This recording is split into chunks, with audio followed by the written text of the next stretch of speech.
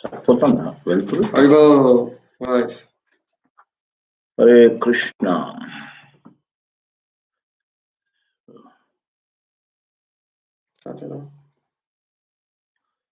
One second.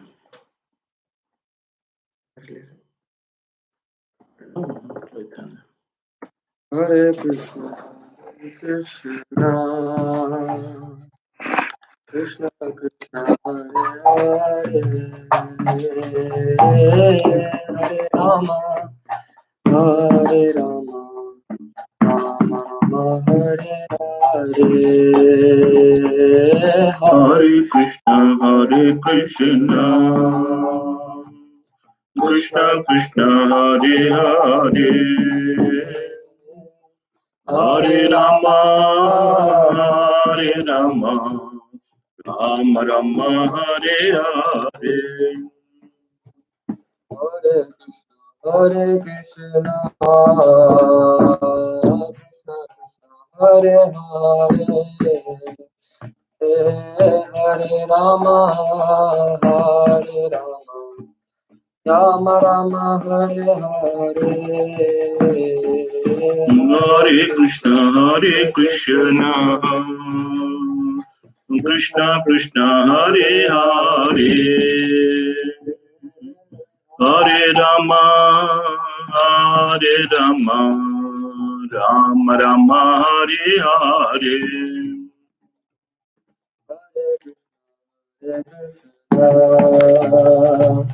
Krishna Krishna Hare Hare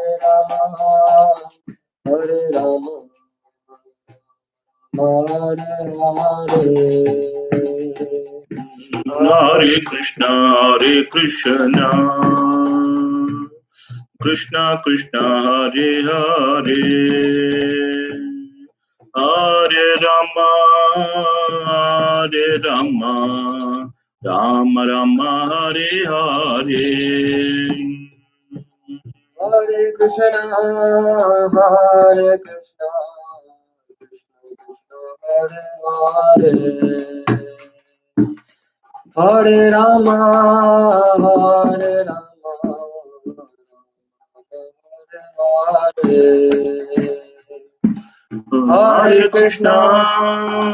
Hare Krishna Krishna Krishna Hare Hare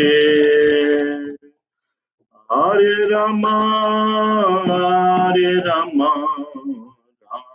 Hare Hare.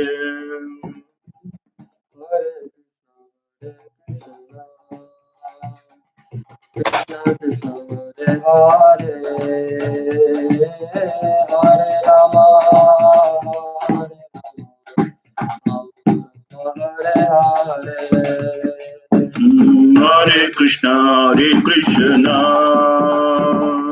Krishna Krishna Hare Hare Hare Rama Rama Hare Hare.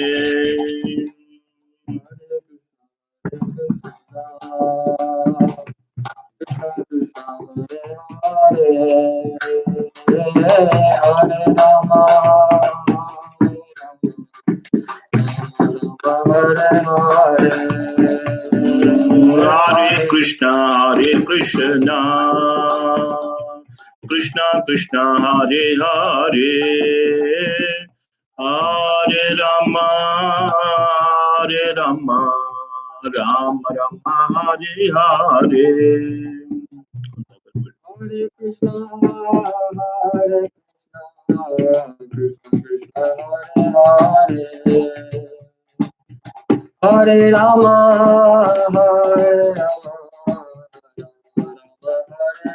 Hare Hare Krishna Krishna Krishna Hare Hare Hare Rama Rama Hare Hare. Hare Krishna Krishna Hare Hare Hare Rama Rama Rama, Hare Hare, Hare Krishna, Krishna Krishna, Hare Hare, Hare Rama, Rama Rama, Hare Hare.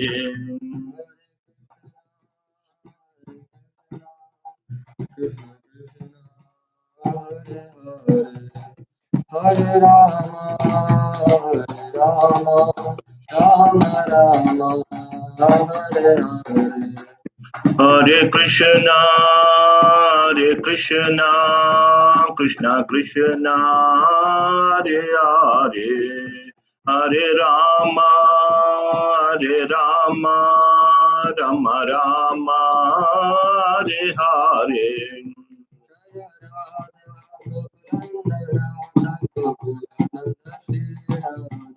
Jaya Radha Gokula Nanda, Radha Gokula Nanda, Radha Gokula Nanda, Shri Radhe.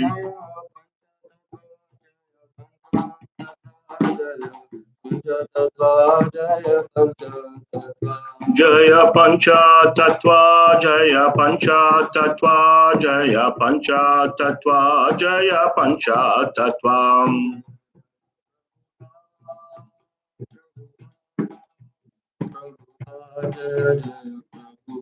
Jaya Jaya Prabhupada,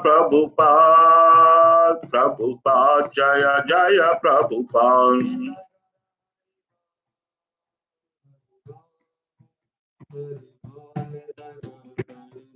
Nitai Gaura Hari Bol, Hari Bol, Hari Bol, Nitai Gaura Hari Bol. Jai, Jai.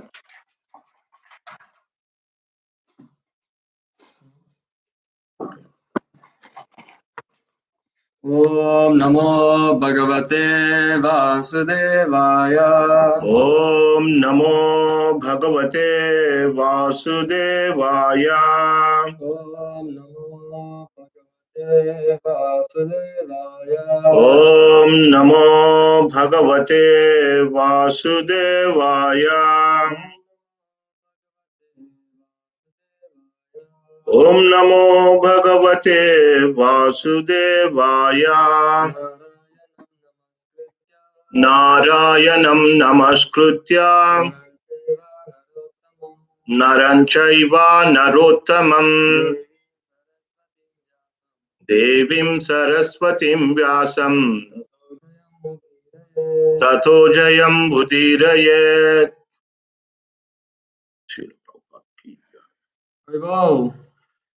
So today we're continuing our Mahabharat character series. Just 1 second. Shashi Mataji, are you able to hear? Because Anuradha Koli Mataji says that finding it difficult to sign today, and I can't hear you, but can't sign in. Okay, I will send the link again. Shashi Mataji, are you there, and are we audible?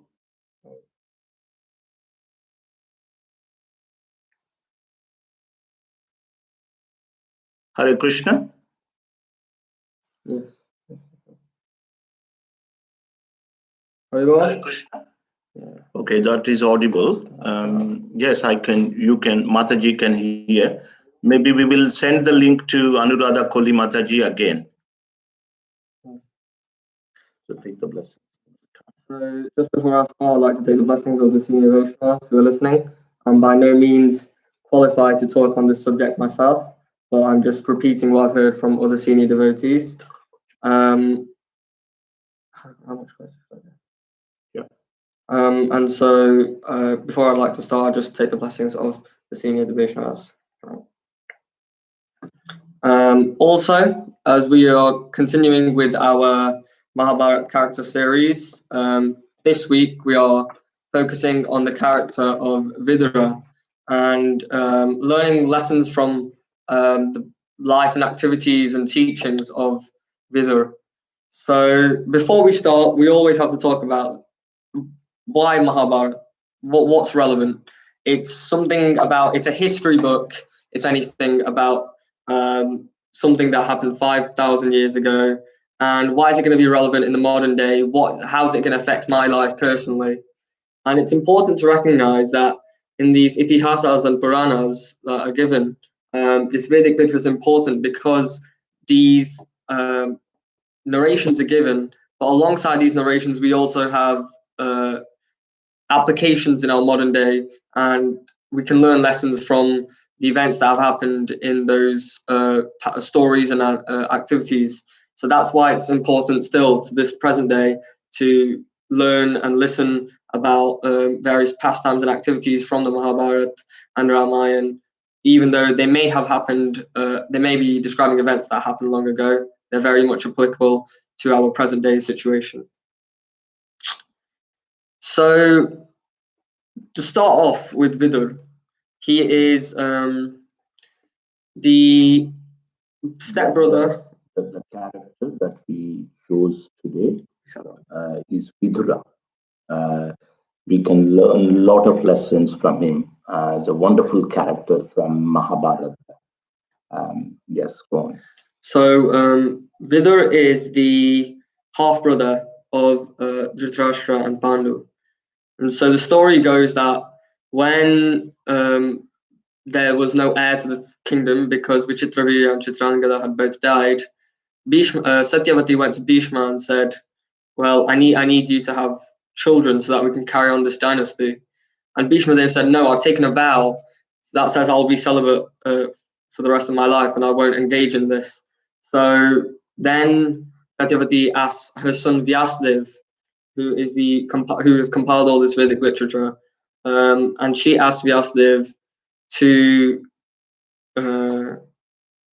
bring about children through the queens of Vichitravirya, because this is the system that's accepted in Vedic society, that when the Kshatriyas are unable to procreate, the Brahmanas bring about children through the Kshatriyas in order to carry on the dynasty.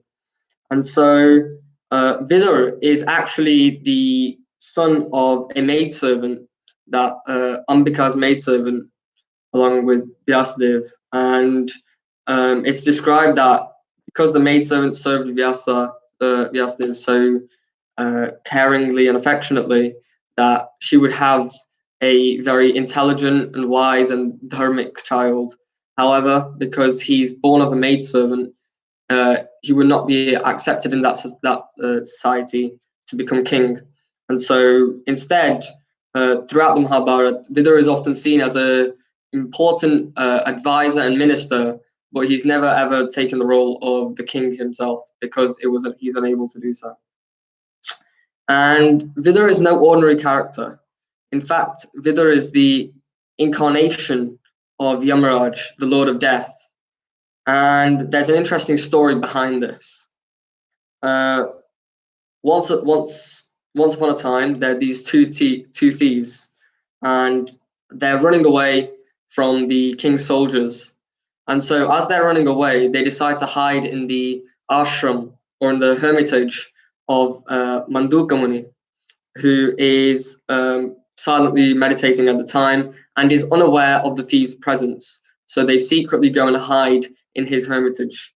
When the soldiers find the thieves, they think that the sage is hiding them in his residence. And so they arrest the sage as well as the thieves. And in order to punish the sage, who is innocent, they decide to pierce him with a, what do you call it, a trident? Yes. With a trident. They try to pierce him, but just before they end up actually killing him, the king realizes the mistake that's made and quickly rushes and stops this killing from happening. So then Manduka Muni, he thinks, what have I done that is this bad, that I had to get a punishment like this? What bad karma have I performed in my previous life that has led to such a disastrous punishment?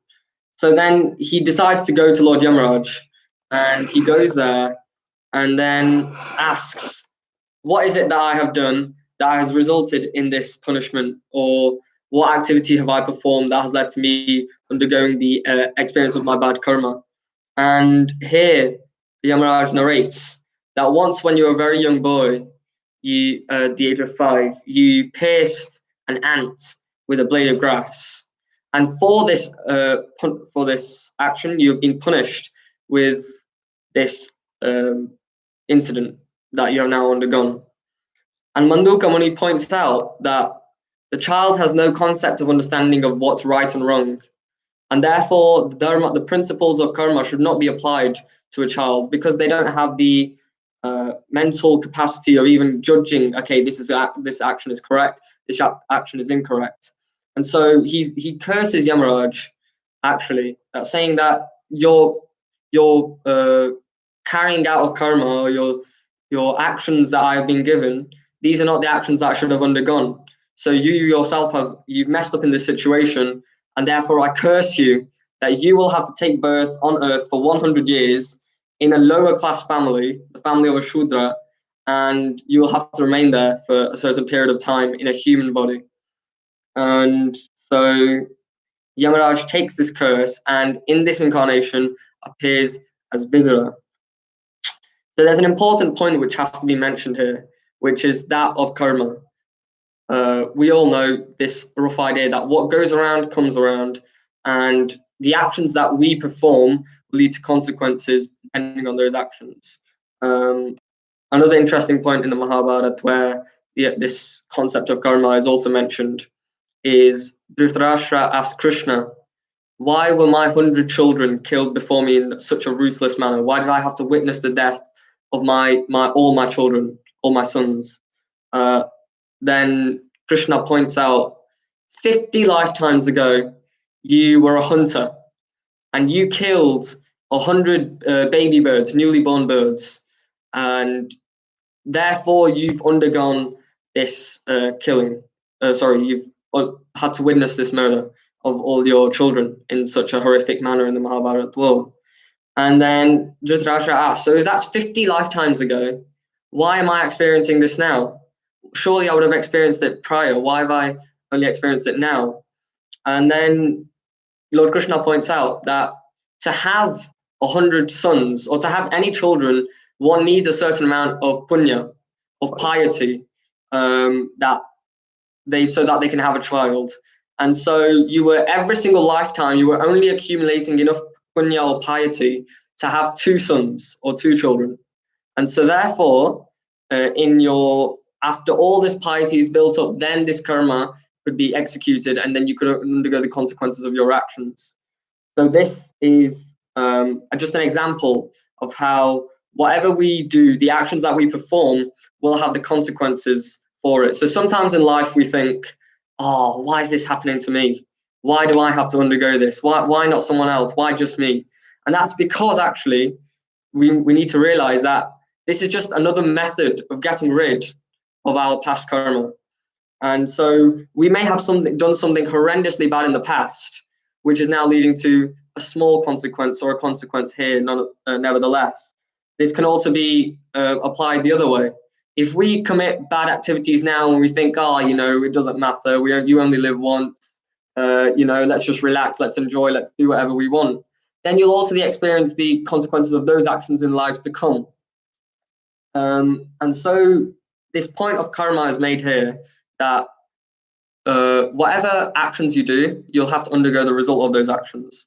But in Bhagavad Gita, Lord Krishna then mentions as well, karmanopi bodhavyam bodhavyam cha vikarmana akarmanascha bodhavyam gahana karmano gati. Yes, there is vikarma and there's akarma, and karma. So there's actions that you should perform and actions that you shouldn't perform.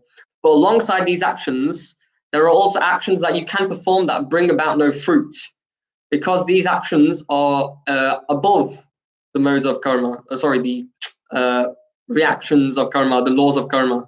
And this devotion to the Lord is something that is greater than the laws of karma. They don't bring about these activities again. Instead, they free one from the cycle of birth and death, rather than as normal karma or vikarma would do, binding one to the cycle of birth and death.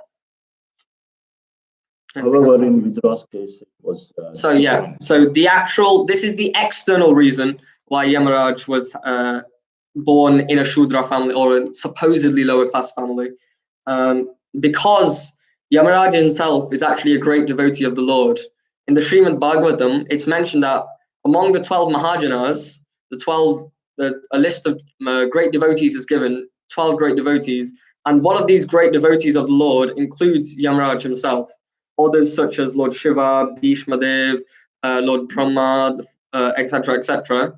These are one of the examples given here is Yamaraj. And so Yamaraj he asked the Lord, at some point, please can you engage me in your pastimes?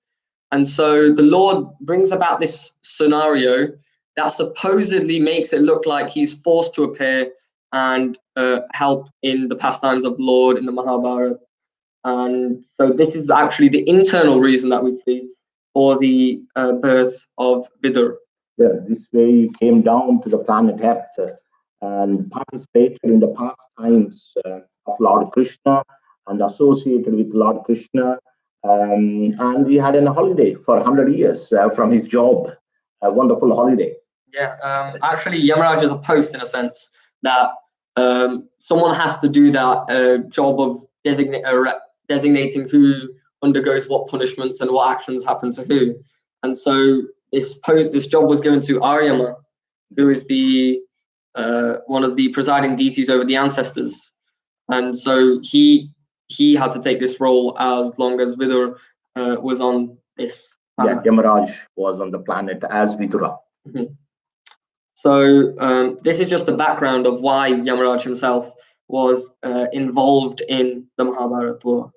So Vidura himself is often seen as not given much significance in the Mahabharat for the simple reason he doesn't engage in the war himself and he doesn't do anything controversial. So for example, if we look at all the characters such as Arjun and Yudhishthir, they're main characters because they're involved in the war themselves and a lot of stories occur around them.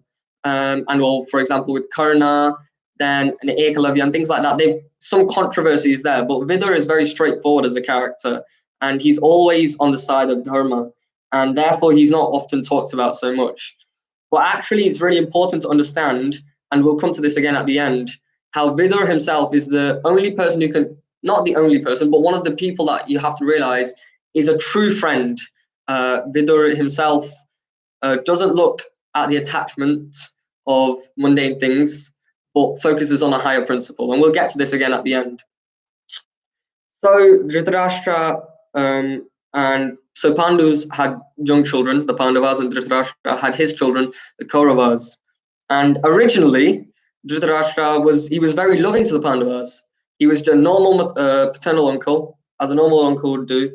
He treated them very nicely, and he loved them dearly. But as soon as he realized that they're growing up and would be a competition, and maybe they would take the throne instead of his sons, he began to become worried and began to become even more partial to the Kauravas and would try to go out of his way in order to go against the Pandavas. And he would support Duryodhan, not actively support Duryodhan, but silently advocate Duryodhan's actions. So Vidura's important role here is that he constantly protects the Pandavas throughout the Mahabharat, not because he's favoriting them, but because he's on the side of Dharma and he recognizes that they are being done, injustice is being done to them. So an example of this is at one time when Dhritarashtra sends the Pandavas to Varnavat, or he asked them to stay in a house in Varnavat, which is actually a wax house, a house made of wax. With desiring to burn that house so that when the Pandavas inside sleeping, they can burn the house and they can remove the Pandavas as any competition for the Kauravas, and Duryodhan can become king. So then Vidur, with his spies and agents, he's actually the prime minister. Sorry, I didn't mention that. I should have mentioned earlier. Vidur is the prime minister because he can't take up the role of a king. He takes up the role as the most important advisor to the king or the prime minister at the time. And so with his spies, he recognizes that Duryodhan is attempting to kill the Pandavas, and that this plot is being set up. And so he quite cleverly advises the Pandavas to beware of this situation. It's interesting description that's given in the Mahabharata. When Yudhishthira is leaving for Varnavat, Vidura speaks to him in the local dialect, not in the common royal language, but in the language that ordinary people would speak, so that the royals wouldn't think too much of it. And so he says some interesting, what could be described as enigmas or riddles. He says, there are ways to kill someone without a weapon, and one who understands this will become protected. A forest fire burns all the animals, but the snakes that dig underground are not burnt, and one who understands this is protected. And Kunti Maharani and Yudhishthira both hear this, and they both understand this dialect, so they both hear this. And Kunti Maharani is confused. What does this mean? What is the meaning of this? But Yudhishthira nods his head. He understands the secret message given, and he goes and departs to Varnava. And the importance of the wax house in Varnava. So there are ways to kill without a weapon, showing that something dangerous is going on. That a weapon is not necessarily they don't have to be pierced by a weapon to be killed. There is another way of that they're undergoing danger. And the forest fire burns animals, but not the snakes that go underground. So they're warning of a fire, and that there is something to do with going underground away from this fire.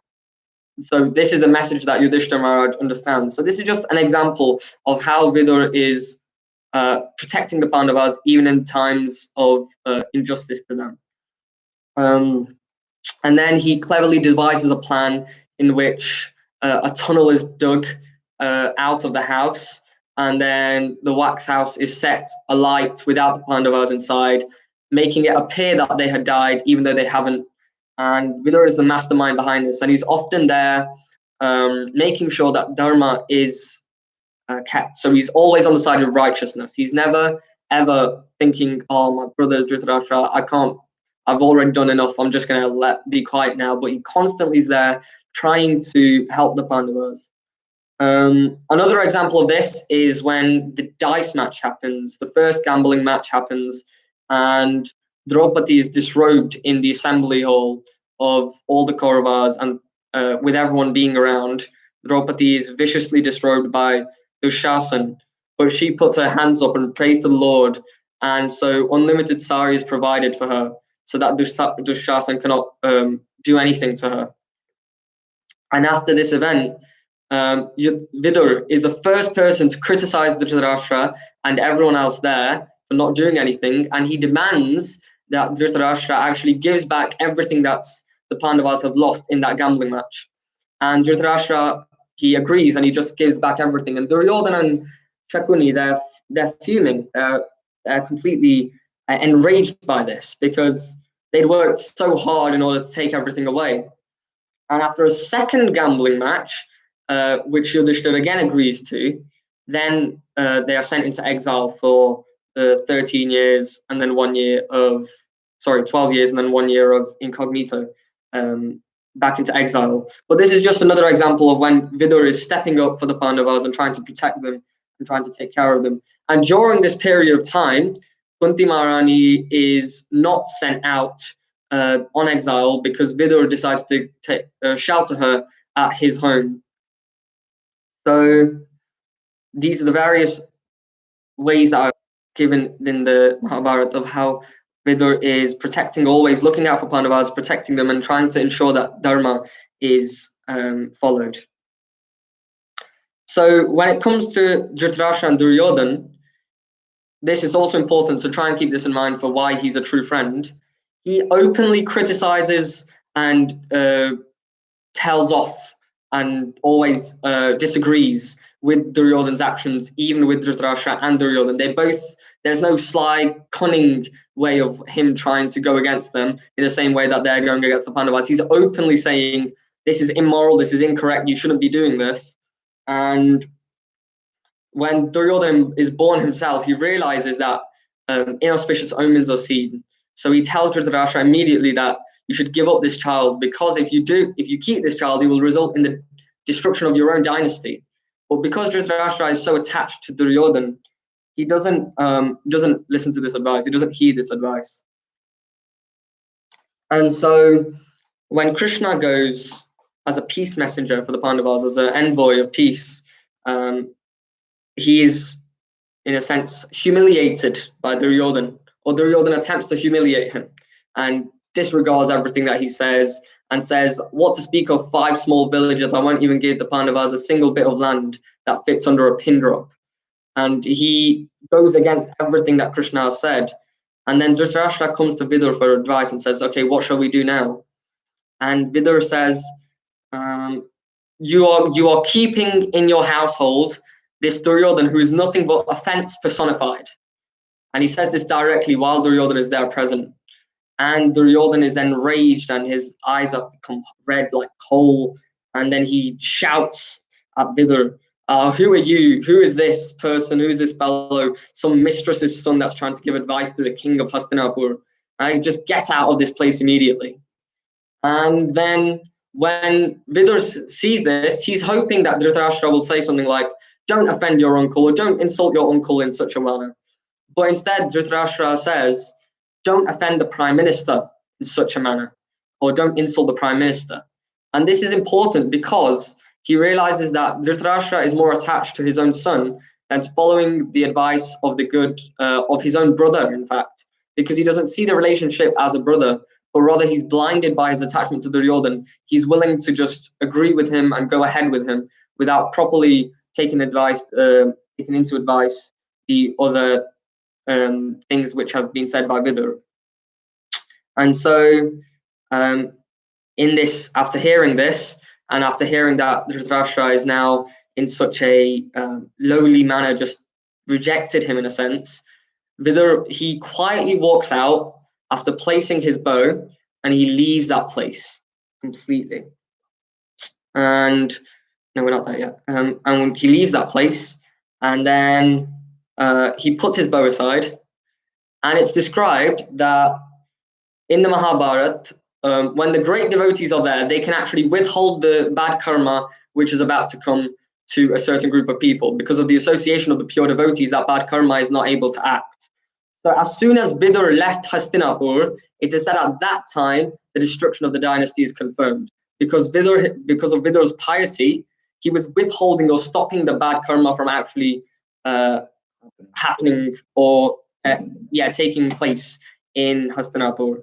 And this is again mentioned later. Because of the presence of Lord Krishna, Krishna actually spends more time than he should, in a sense, because the period of Kali Yuga actually starts during Krishna's Krishna's pastimes on the planet.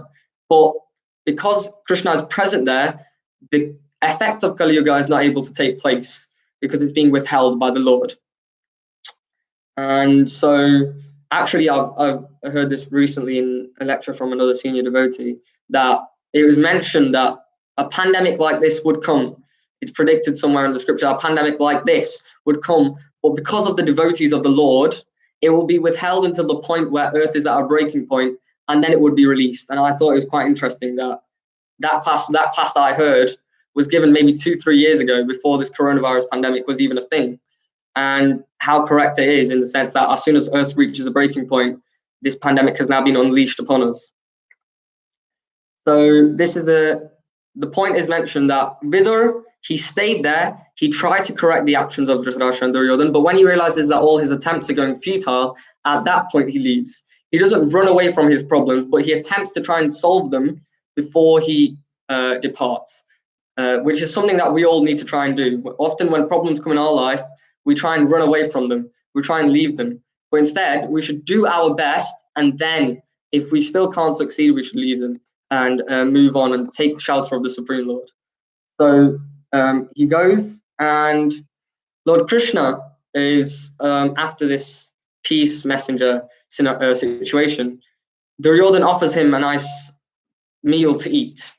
And Krishna, he's given this opulent sort of royal feast, sort of nicely provided with luxury, but he doesn't eat there. Instead, he goes to the palace of Vidhura, and he says to Duryodhana, I don't want any of this because it's so tasteless and it's useless to me. I want to go to, and he goes there, and at that time it said that Vidhura is out, and he's not actually in his palace. And so Vidura's wife is there. I can't remember her name at the present moment, but she's there, and she sees that Lord Krishna has come to our place. And so she thinks, I need to give him something quickly. So she peels the bananas and then goes to feed him the bananas out of love. She thinks, okay, I'm going to peel these bananas, I'll give him the bananas. And then she goes and then she feeds him, and Krishna leaves. And then Vidura comes back, and then he says, oh, I heard Krishna came here. And his wife says, yes, I fed him these beautiful bananas. Just look, I threw the peels in the bin. And after he goes to look in the bin, he sees that bananas are there. And then he realizes that actually Lord Krishna had been eating the banana peel itself. And this is just one of the beautiful pastimes or beautiful examples of the mercy of the Lord and how loving the Lord is with his devotees. In the Bhagavad Gita, Krishna says, chapter 9, verse 26, Patram pushpam phalam toyam yome bhaktya pranachati tadaham bhakti upritam ashnami prayatatmana. A leaf, a flower, a fruit, or water, if one offers with love and devotion, I will accept it. And this is because some people might say, if you give, if I have a nice plate here and I just pour tulsi and I offer it to the Lord, I still see the food here. What happened to the food? He's not accepted anything. So how's he done that? What's the purpose of it? It's futile. It's not necessary. But actually what we need to understand is that food is not about the food itself. Because if you look at Duryodhana's situation, he had some luxurious foods and delicacies that were present there. But in Vidura's situation, or Vidura's wife, she offers him the banana peel, it's not at all a luxury. It's something that you shouldn't even eat. But because it's offered with love and devotion, he accepts it, because the food is not the actual thing that's been accepted, but it's the love. The food acts as a medium of transporting this love to the Lord, or a medium or a container in which this love is transported. It doesn't actually necessarily mean that the food itself is going to disappear once you offer it to the Lord, but he will accept the love and devotion from that food. He doesn't want you to cook some amazing meals, but he just wants you to offer with love and devotion. And this pastime is there also in Ramayana, where Lord Ram accepts the half-eaten berries which are provided by Shabari, because she offers them again, the important point mentioned, not because it's half-eaten. We can't say, okay, now we'll just offer Lord banana peels or half-eaten berries. But the important point that we need to understand is it's offered with love and devotion to the Lord, and then the Lord will accept it, not if we seemingly on the outside we make it look like we've created a nice meal and then offer it to the Lord. He'll accept it. He accepts the love and the devotion which is present within that food and which is offered with. Yes, so in case of Sudama also, wanted to know. No, Yes, so when Sudama went to see Krishna in Dwarka, so he had brought some chipped rice, flat rice, poa, in Hindi we say.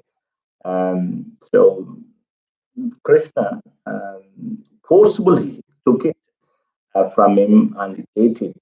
And there also the same verse is mentioned in the Srimad Bhagavatam. Patram pushpam palam toyam yo me bhaktya prayachati adaham bhakti upavrutam ashnami prayatatmanaha. So as Sumedh mentioned a few times now, but the main ingredient for Krishna is bhakti.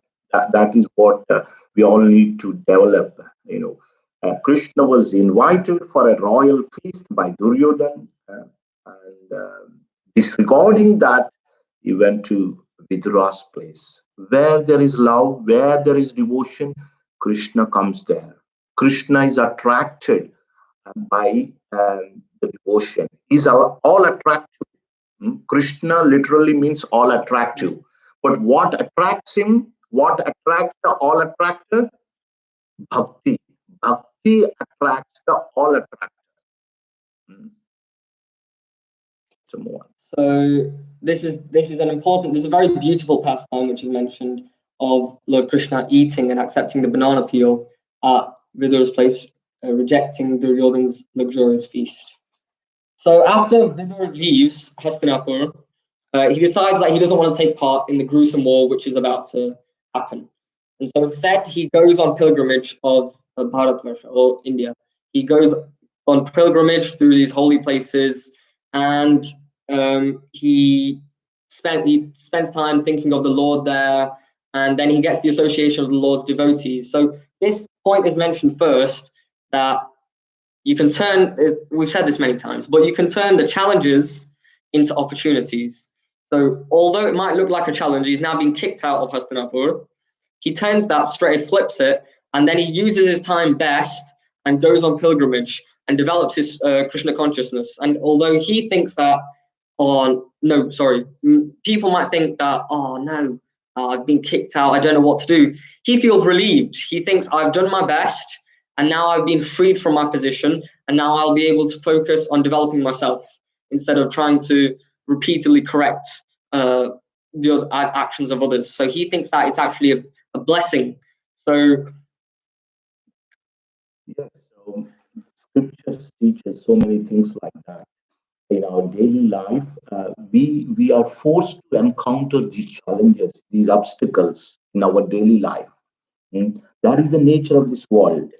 And scripture beautifully tells us how we should make use of these challenges. In Vidhura's case, he was kicked out of it, but he took that as a wonderful opportunity. Okay, they kick me out, no problem. I just go and visit the pilgrimage.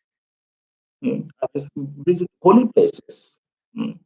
Narad was cursed by Daksha, saying that, oh Narad, you will not have a residence in the walls. There is no residence for you. And what did Narad do? How did Narad use that curse?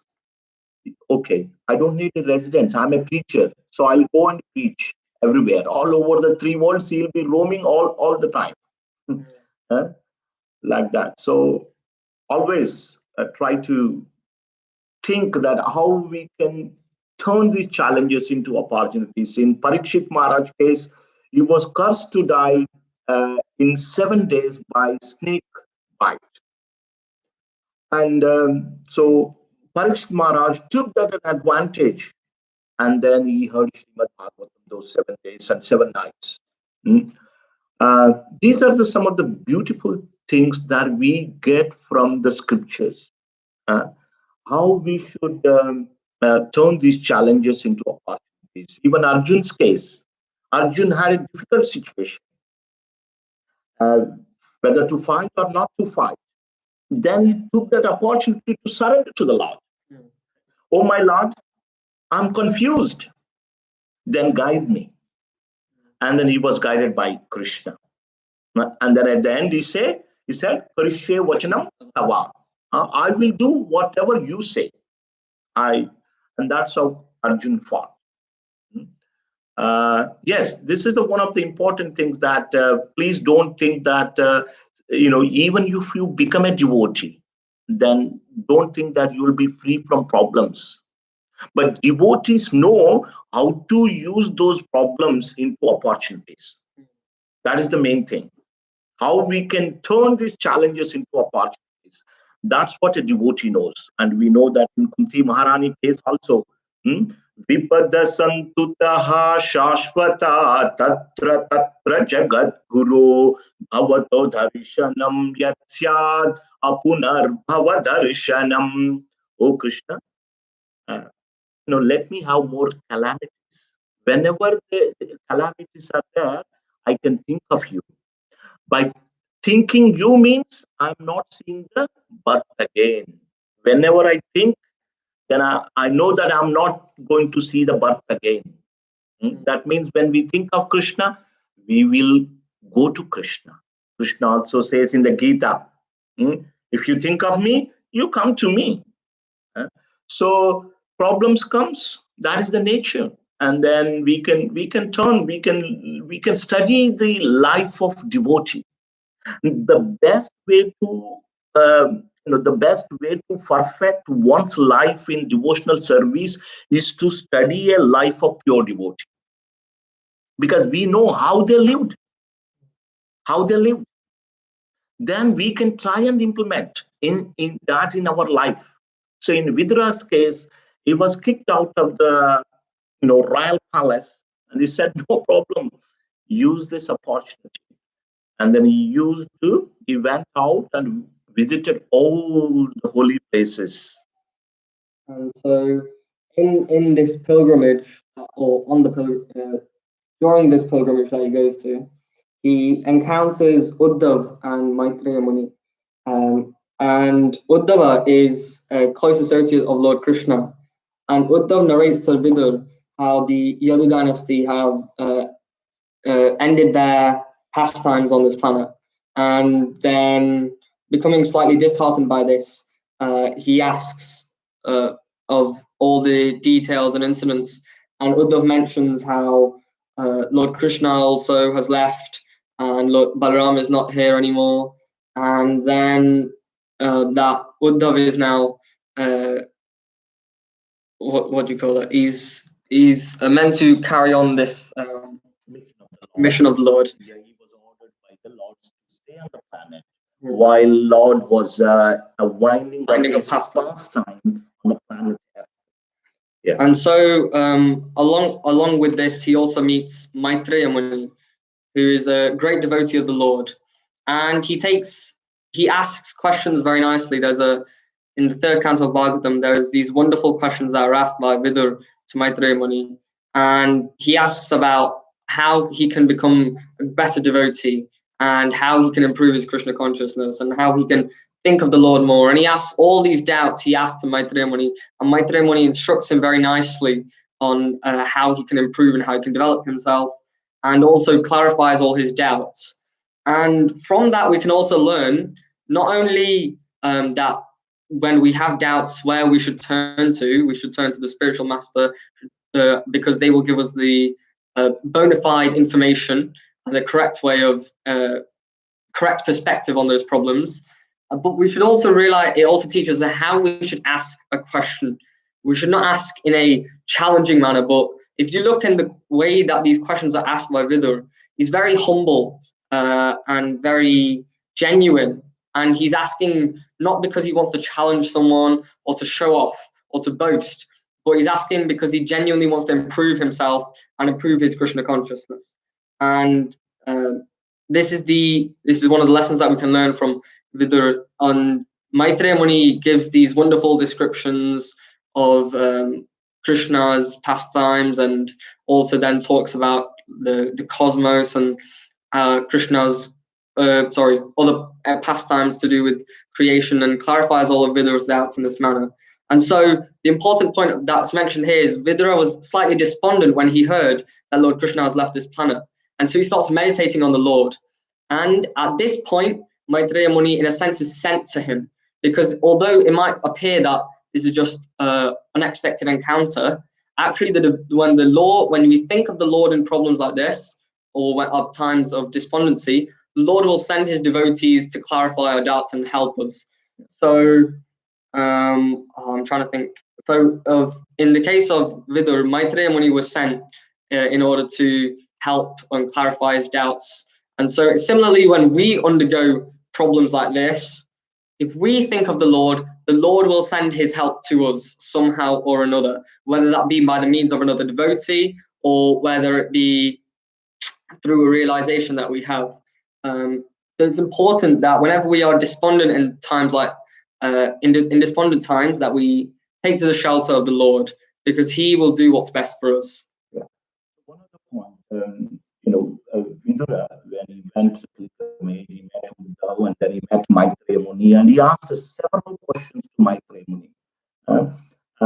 This is there. Even great people, great devotees, they inquire from other senior Vaishnavas to know. So when we ask, these questions are very much glorified. In the Srimad Bhagavatam, it is said, Munaya sadhu pushtoham bhavadbir lokamangalam yat kritaha krishna samprashno yenatma suprasidati. Now, if you want to perfect your life, just ask questions concerning Krishna. That's it. You don't want to, you don't want to do anything. Just ask questions relating to Krishna, you will get the answers. And when you ask a question to a saintly person, what happens? Three kinds of people are purified.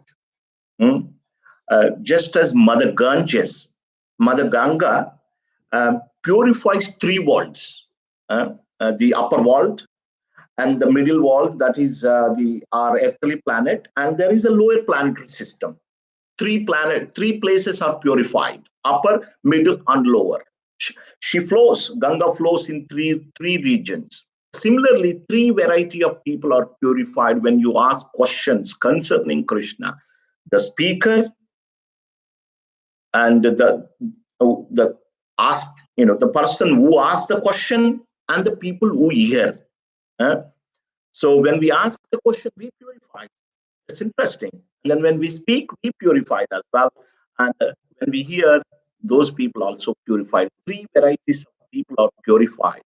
Mm. So in the devotional service, if you look at Parikshit Maharaj and Shukadev Goswami, Shukadev Goswami spoke Bhagavatam for 7 days and 7 nights. And Parikshit heard 7 days and 7 nights. And both achieved the same result. Both the listener and the speaker, they achieve the same result. So after taking these instructions on board and listening to my ceremony, he decides that he's going to go back to Hastinapur and bring Dhritarashtra. And so when he goes there, he's first met with Yudhishthir. And Yudhishthir tells him of all the horrible deeds that have happened in the war, and then of how now they are victorious. And then he asks him. So by this time, the battle is finished. Battle is finished now. Yeah. So then he asks, so how were your pilgrimage? How did everything go? And then Vidhura narrates everything except for the news of the disappearance of Lord Krishna and his dynasty, because he didn't want to hurt and he wanted to not make them despondent as well. So he decides to keep that part hidden from them. And then there's a beautiful verse which is mentioned in the Bhagavatam, which is said by Yudhishthir, which is that because you are pure devotee of the Lord, and you have understood that the Lord is there within your heart, and you've taken shelter of him, your body is like, association of pure devotees like this is actually like going to pilgrimage, because they have taken the shelter of the Lord within their heart. And so in there, so this point is mentioned there, that when we take the association of pure devotee, when we go on pilgrimage, sometimes, although it's very good to go on pilgrimage, and we might go to places like Tirupati or Vrindavan, Mayapur, we might go to places like this, but if we just go there, then we will get some result from it. But if we go there and take the association of great devotees, then we understand better, because the pure devotees of the Lord, they will give us that correct understanding, and they will glorify the Lord, and they will make the trips even ever so more pleasing. And so this beautiful point is mentioned, that when you have the association of a pure devotee, it's just like going to pilgrimage, which is just another of the many points which we can point out to show why devotee association is important. Because, as we'll see later from Dhritarashtra, when we are in times of trouble, then the devotees will come and they will give us the correct perspective of the Lord. So the devotee association is extremely important, because it stops us from losing our track in spirituality, and then they'll put us back on the right track. So this is just one point here. Yudhishthir said to Vidura that you are not different from a pilgrimage, because you are carrying the Lord in your heart. That's why you are wherever you are. That is pilgrimage. If it is said in the scriptures that when people bathe in rivers, Ganga, Yamuna, so their sins are gone. And it is said when a pure devotee takes bath in that river, and the river gets purified. So when a pure devotee takes in the bath, takes bath in the river gets purified after accumulating, after taking all the sins from the people in general. That's how a pure devotee is glorified. And so after this interaction with Yudhishthira Maharaj, then he goes to execute the main purpose of his trip. And he goes back to Dhritarashtra and he says, why are you staying here? All of your children have been killed in this battle. How are you staying here at the mercy of your former enemies? Because the Pandavas are so kind, they're keeping you here. How do you not feel shame that you're staying in the house of the Pandavas, eating the food that they provide, and taking the luxuries that they're providing you with, even after you so many times tried to kill them? Why are you still enjoying this life?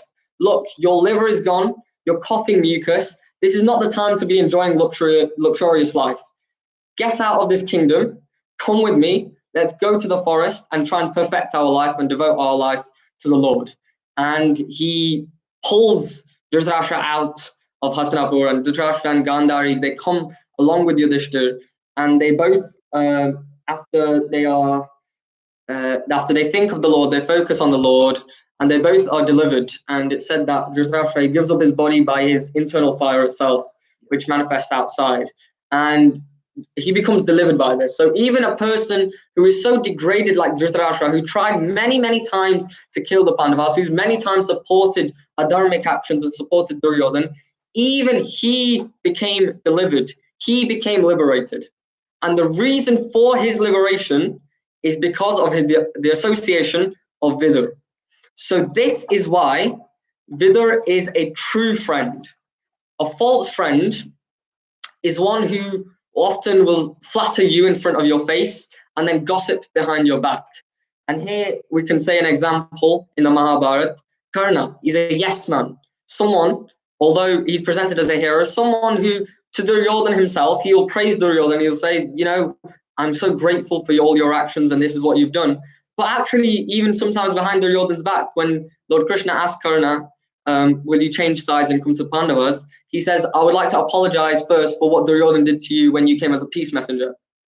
And then he says, Duryodhana doesn't know what he's doing. Sometimes he does things like that. So a false friend is someone who is a yes man to your face and then will gossip behind your back. A true friend is someone that points out your flaws openly and directly when you commit them and wants to correct you. Vidhura, many times, he would openly criticize Dhritarashtra in order to make sure that he tries to stay on the path of Dharma. And so in this case, he's the true friend, because even after the whole war, everyone dies and he comes back. He had no reason to come back. Dhritarashtra and Duryodhana had kicked him out and Dhritarashtra had silently watched. And Vidhura had no reason to come back into Hastinapur and get him to come and liberate him. But because he's a true friend, he goes back and he comes and takes Dhritarashtra out of this luxurious, mundane life that he's living, and then provides him with the facility that ends up in him becoming liberated and delivered. And so this is just a simple analogy of, we are like that Dhritarashtra. We many times will commit these adharmic actions and we don't realize that we have committed them. And we just think that, this is fine, and we just carry on with what we're doing. And we might be silent. We might not be like a Duryodhana, but we might be like a Dhritarashtra who's there silently letting all this happen.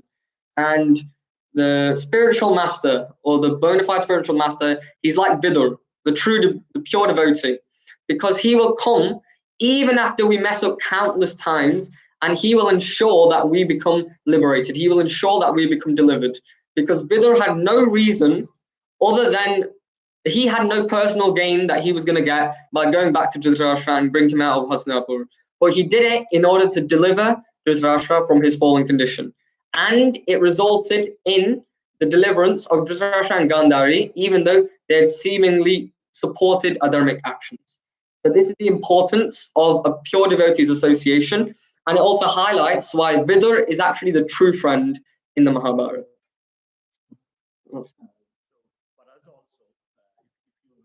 Mahabharata, Vidura actually chastises Duryodhana,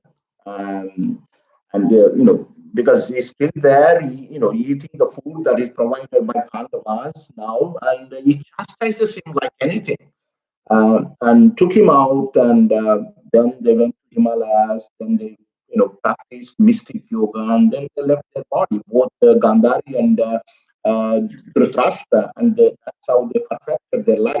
Chastises. So spiritual master also sometimes chastises us, and that you're not doing good job. Like you are still here. Sometimes some chastisement is good actually, because it's ultimately, why are we? Why do we chastise our children? Why do we? Out of love. Ultimately, they become good. Hmm? Externally, sometimes when I ask my children to study, say for example, I've asked Sumit to prepare and give this class. He may not like it, but ultimately it's good for him. Yes. So this is a true friend. A true friend is one who actually makes sure that the person gets the benefit, although it may not be palatable. The words may not be palatable at that time, but in the long run, it will be beneficial. That is what a true friend is. Hmm? So there is one Niti shloka from my childhood. I still remember that there is a poet. So he calls this, friendship, Sneha Deepam, a lamp of friendship. Uh, and he says that the true friend is one who tells that when there are mistakes in you. Hmm? When we do something, a true friend tells that is actually not right. Hmm? So, tanaloni lopalu chupedi nestam. So when there are some faults, the true friend will point them out nicely. And in the darkness of ignorance, he will guide us. Hmm? So that is what a true friend is. A true friend is not like a just yes man all the time. Just as Sumedh mentioned, true friend is one who helps us in the long run, even if it is not palatable. Hmm? So even though Dhritarashtra was not so good, he supported Duryodhan. He got liberated because of the association of Vidhura. That is another key point. Hmm? Although in our life also we may be committing so many problems, so many sinful reactions, but if we are able to take the association of pure devotee, if we are able to follow the advice of our spiritual master and pure devotees, then there is some hope for us also. Hmm? So we'll stop there. Thank you everyone for kindly giving your time and participating in this talk. Appreciate. If you have any comments or any questions, please do so. We'll wait for a couple of minutes. Thank you. Hare Krishna.